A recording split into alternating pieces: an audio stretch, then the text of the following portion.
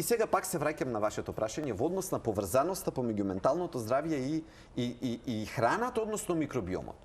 Која е таа двонасочна врска? Првиот момент кој што се поврзува е дека тие бактерии, ќе го објаснам механизмот на почетокот, за потоа сите други прашања ќе ги надоврзувам. Да бидат јасни, да ја дадеме таа димензија. Бактериите кои што ги спомнав, кои што живеат во нашите црева, со едно име наречени микробиом, во себе имаат различни видови на бактерии, многу различни видови на бактерии.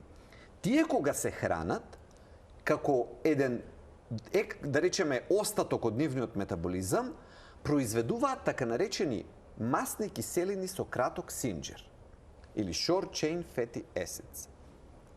Што го знае ова веќе во медицината со сигурност.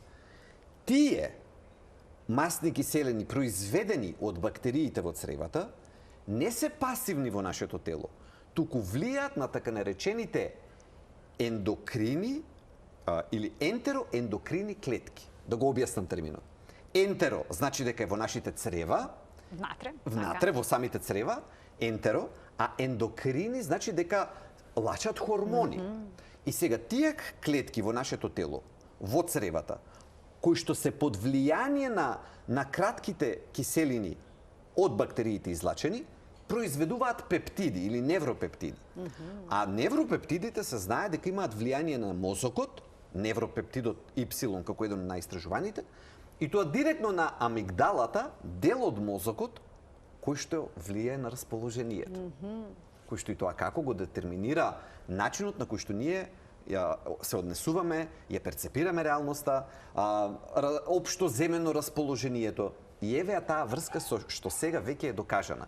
Значи, бактериите во цревата лачат киселини со краток синџир, тие влијат на ентероендокрините клетки, кои што преку невропептидите влијат на мозокот. Вака, наедноставно. Ова е доста сложен механизам. Но вие го симплифициравте прилично јасно. За да може да сватат.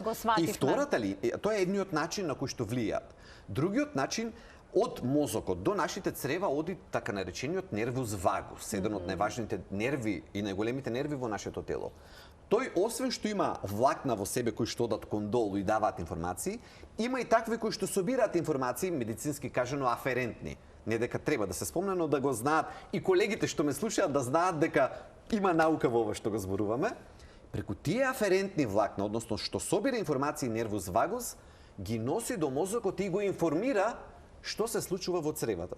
И тука е вториот механизам кај што е најдено. Значи, првиот механизам преку лачењето на микробиомот, вториот механизам преку самиот нервус вагус и третиот механизам на кој што храната или цревата влијае на мозокот и општо на состојбата ментално е така наречениот, тоа е веќе малце попознат, leaky gut синдром или синдромот на црева кои што пропуштаат и допринесуваат за една општа хронична инфламација или општо хронично воспаление.